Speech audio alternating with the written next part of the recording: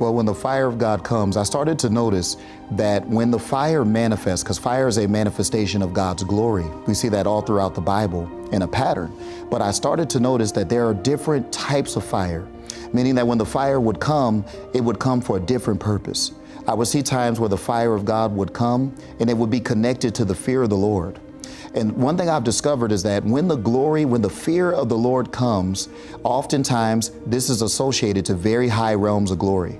And that's why many times in the Bible, we would see when the glory would manifest, people would be afraid, or they would see an angel that was carrying that fear of the Lord, and they would be afraid. We would see when Jesus transfigured on the mountaintop, the three men, the three disciples, they shook and they trembled with fear because of the dimension of glory that brought the fear of the Lord with it. And so that's one of the manifestations that I see. The other thing I've noticed is this refining fire, this fire that starts to purify, this fire that starts to cause us to become holy.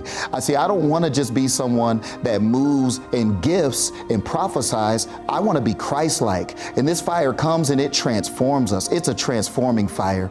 And then there's a fire that actually, when it comes upon us, it ignites a passion. It's a fire that comes, it ignites a passion, but it also gives us power.